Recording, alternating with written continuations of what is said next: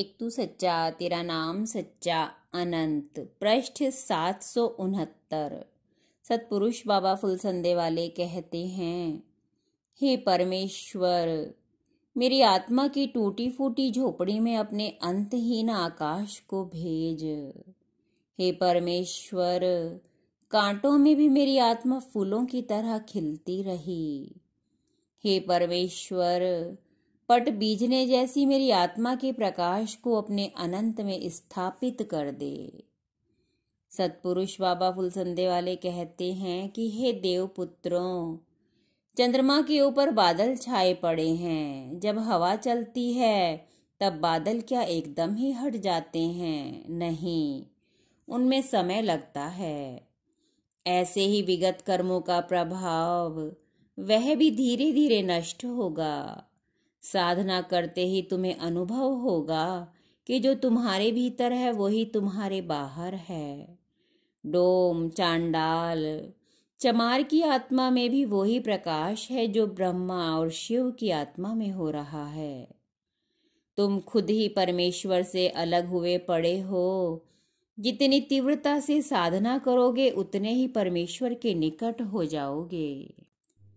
हुस्न की गर्मी ए महफिल तेरे दीवानों से है, रौनके शम्मे शबिस्तां तेरे परवानों से है।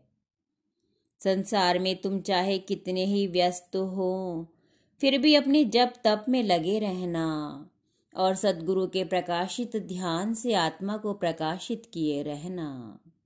गुरु मंत्र के जपने से मनुष्य जितना पवित्र होता है उतना और किसी भी साधन से नहीं हो सकता।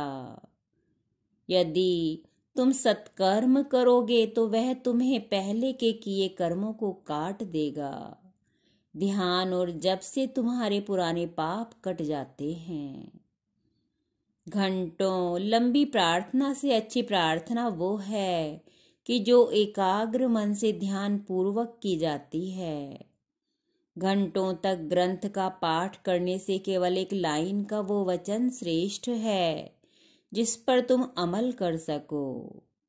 कितने लोग हैं जो संसार में आके परमेश्वर को खोजते हैं, मुश्किल से 2 या 3 बस।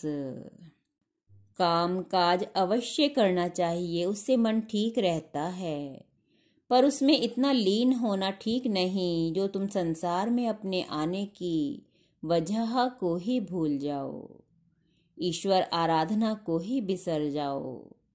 साधना करने से पिछले कर्मों के बंधन कट जाते हैं, किंतु बिना सतगुरु के प्रेम भक्ति के ईश्वर दर्शन किसी को नहीं होता।